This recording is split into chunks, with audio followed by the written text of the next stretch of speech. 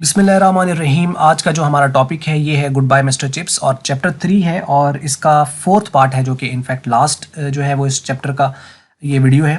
तो आइए हम इसकी तशरीह को देखते हैं इसके अंदर कि ट्रांसलेशन में क्या बात हो रही है। तो पिछले लेक्चर्स आपने यकीनन जो है वो पार्ट्स में देख लिए होंगे, जो पिछले 3 पार्ट्स हैं। आइए हम यहाँ से शुरू करते हैं।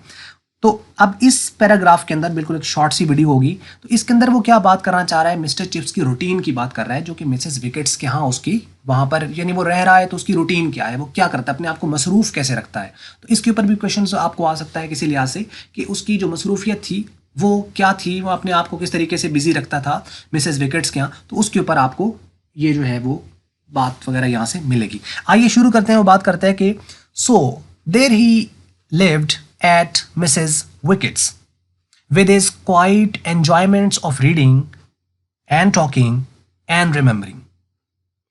तो इस तरह वो मिसेस विकेट्स के यहाँ रहता था with his quiet enjoyments। Quite, एक ये वाला क्वाइट है जिसमें जो ई होता है, एक क्वाइट होता है जिसमें ई टी के बाद आता है और एक होता है जिसमें ई जो होता है वो टी से पहले आता है। तो दोनों क्वाइट अलग अलग हैं।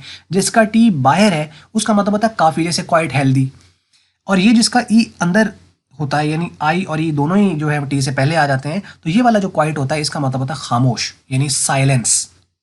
तो आप नॉइजलेस भी कह सकते हैं या पुरसुकून के मीनिंग में भी ये आ सकता है। तो वो कहता है कि इस तरह वो मिसेस विकेट्स के यहाँ रह रहा था। कैसे रिहाइश पजीर था?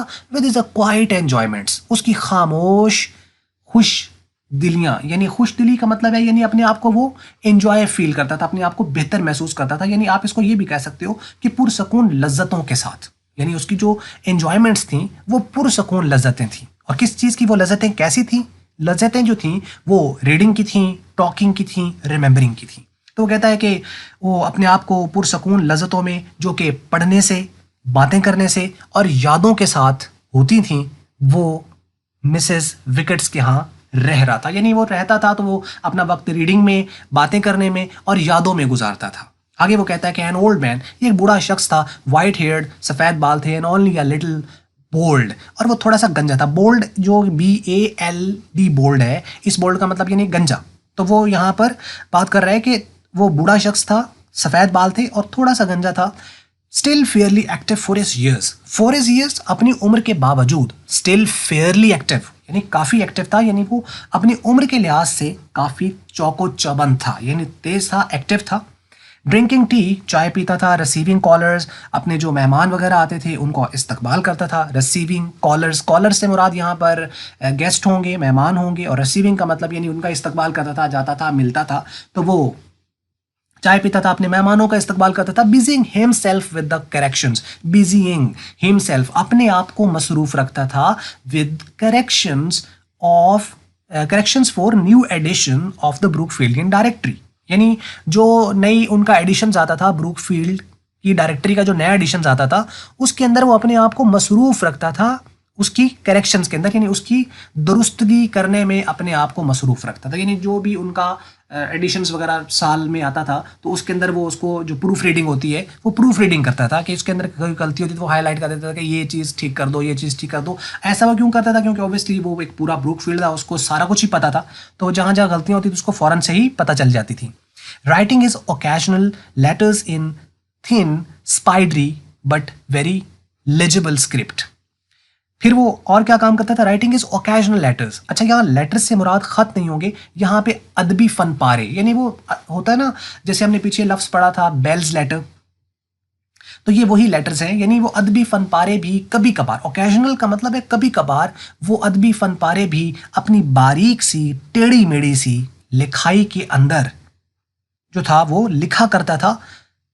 वो होते तो बारीक से और टेढ़े मेढ़े से होते थे, बट वेरी लेजिबल स्क्रिप्ट, लेकिन वो पढ़े जाने वाला स्क्रिप्ट होता था। यानी जो उसकी वो जो कंटेंट होता था, जो कंटेंट लिखा होता था, यानी जो उसकी राइटिंग होती थी, जो उसका टेक्स्ट होता था वो पढ़ा जाता था, यानी उसको पता चल जाता था कि इनफैक्ट कि ये क्या लिखा हुआ है, लेकिन वो बारीक और टेढ़ा मेढ़ा सा होता था, लेकिन पढ़ा जाने वाला टेक्स्ट होता था। तो वो उसके अंदर जो थे वो अपने कुछ अदबी फनपारे वगैरह लिखा करता था कभी कभार। He had new masters to tea, वो जो नए असाज़ा आते थे उनको चाय पे बुलाता था, as well as the new boys, और जो नए लड़के आते थे उनको भी चाय पे बुलाता था। यानी اساتذہ کو بھی چائے پہ بلاتا تھا اور لڑکوں کو بھی. And there were the two of them that the autumn term. That autumn term کا مطلب اس موسم خزاں کے تعلیمی دورانیے میں, ٹرم مطلب تعلیمی دورانیہ, اس میں دو اس کے پاس کچھ ایسے آئے استاد. As they were living after the visit one of them کمنٹڈ, اور جیسے ہی وہ وہاں سے جا رہے تھے تو ان میں سے کسی ایک نے یہ تبصرہ کیا, کمنٹ کیا, یہ بات کی کہ کوائٹ اے کیریکٹر, کہ بڑا عجیب یا کیا کردار ہے. کوائٹ اے کیریکٹر, یہ اب یہ والا کوائٹ اور یہ والا کوائٹ میں فرق ہے. یہ کوائٹ کا مطلب ہے خاموش اور اس کوائٹ کا مطلب ہوتا ہے کافی. یعنی یہاں مراد ہوگا کہ کیا کردار ہے یار, کوائٹ اے کیریکٹر, کیا کردار ہے. دا اولڈ بوائے یعنی ایک بوڑھا لڑکا. اب یہ اولڈ بوائے جو ہے یہ بچے بھی اس کو کہا کرتے تھے, اور اولڈ ان کو کہتے تھے کہ اوبویسلی وہ اولڈ مین تھا, وائٹ ہیئر تھا, لٹل بولڈ تھا, اور اس کے علاوہ بوائے اس کو اس لیے کہتے تھے کہ وہ ایکٹیو تھا. ٹھیک ہے, تو وہ کہتے تھے کہ یہ ایک کیا کردار ہے کہ ایک بوڑھا لڑکا ہے, isn't he, کیا وہ نہیں ہے. all that fuss about the mixing that he, اور یہ تمام جو بحث ہوتی تھی, فس کا مطلب ہوتا ہے کہ ڈسکشن یا ڈسپیوٹ یا ڈس ایگریمنٹ, جو کہ ان کی بحث چھڑ جاتی تھی. یہ تمام بحث جو ہوتی تھی ان کی, یہ چائے بناتے وقت وہ آپس میں کرتے تھے کہ دیکھو یہ اکیلا چائے بنا رہا ہے تو اس کی بیوی نہیں ہے, یہ نہیں. تو یہ چائے جب وہ مکس کر رہا ہوتا تھا تو وہ آپس میں خیال یہ سوچتے تھے, اور جاتے وقت ان میں سے یہ کمنٹ بھی انہوں نے کر دیا کہ quite a character, the old boy isn't ہی, اور آگے اے typical bachelor if ever there was one, کہ یہ ایک مثالی کمارا لڑکا ہے. ٹپیکل کا مطلب ہے جس کی مثال دی جا سکتی ہے, یعنی کمارا دکھانا ہو تو یہ دکھایا جا سکتا ہے. تو وہ کہتا ہے ٹپیکل بیچلر, کہ یہ ایک مثالی کنوارا انسان تھا. If ever there was one, کہ اگر کوئی کہیں تھا تو وہ یہی تھا. If ever there was one, کہ اگر کہیں کوئی تھا کوئی کنوارا تو وہ یہ تھا, کیونکہ اس کو دیکھنا پڑتا تھا. یہ ایک ٹپیکل, جیسے ٹپیکل وومن, ٹپیکل مین, ٹپیکل بوائے, اور ٹپیکل بیچلر, کہ یہ ایک مثالی کنوارا انسان تھا. اگر کہیں جہان میں تھا تو وہ چپس ہی تھا. وچ واز آڈلی انکریکٹ, لیکن وہ آگے رائٹر کہتا ہے کہ یہ تو آڈلی کا مطلب ہے عجیب طریقے سے, آڈ ہوتا ہے نا عجیب و غریب, تو وہ کہتا ہے کہ وچ واز آڈلی انکریکٹ, لیکن یہ تو عجیب و غریب طریقے سے یہ انکریکٹ تھا, غلط بات تھی. Because chips was not bachelor at all, وہ کنوارا نہیں تھا کسی بھی طرح. ہی ہیڈ میرڈ, اس نے شادی کی تھی. دو اٹ واز سو لانگ اگو, لیکن یہ بہت پہلے کی بات ہے, that none of the staff at the Brook field code remember his wife, کہ بروک فیلڈ میں جو اسٹاف تھا ان میں سے کسی کو بھی اس کی بیوی یاد ہی نہیں تھی. تو یہاں پہ جو ہے وہ چیپٹر اینڈ ہو جاتا ہے. تو اس کے اب نیچے جو سینونیمز ہیں اس کو ہم دیکھ لیتے ہیں. تو اس کے اندر ایسا کوئی مشکل الفاظ جو ہیں وہ آئے نہیں ہیں. اس کے اندر جو ہے یہ 3 ورڈز ہیں جو کہ بولڈ کیے گئے ہیں, اور یہ جو بولڈ کیے گئے ہوتے ہیں یہ وہ ہوتے ہیں جو کہ بورڈ کے پوائنٹ آف ویو سے امپورٹنٹ ہے, اسی لیے ان کو یہاں پہ دیکھا جاتا ہے. باقی جو میں ساتھ ساتھ بتا رہا ہوں, اگر آپ کو لگتا ہے کہ ان کا میننگ ہونا چاہیے تو آپ پین پینسل لے کے ساتھ آپ ان کو بھی نوٹ کر لیجیے. یہ جو بولڈ اور انڈر لائن کا مقصد ہے کہ یہ بورڈ کے لیے کمپیریٹیولی امپورٹنٹ ہے. اسپائڈری, ارریگولر پرپینڈیکولر یعنی ٹیڑھی میڑھی سی, جیسے اسپائڈری رائٹنگ, اس سے آپ یاد رکھ سکتے ہو اسپائڈری. فس, کنسرن, ہیزل, کنٹروورسی, ہنگامہ, یا اس کے اور بھی جو ہے وہ ڈسکشنز یا ڈس ایگریمنٹ اس طرح کر کے بھی بن سکتے ہیں.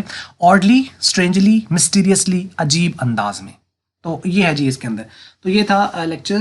تو امید ہے آپ کو یہ سمجھ لگ گیا ہوگا. باقی اگر آپ کو کویشچنس وغیرہ ہو تو آپ ضرور کمنٹس میں لکھیے, اور اگر آپ کو ملٹی پیڈیا کی ویڈیو اچھی لگی اس کو اپلائی کر لیں, شیئر کر لیں دوسروں کے ساتھ, اور باقی چینل کو سبسکرائب کر لیں اور بیل آئیکن کو پریس کر لیں, سو دیٹ کہ باقی جو بھی آنے والے لیکچرس ہیں وہ آپ کو ملتے رہیں. ویڈیو دیکھنے کا بہت شکریہ.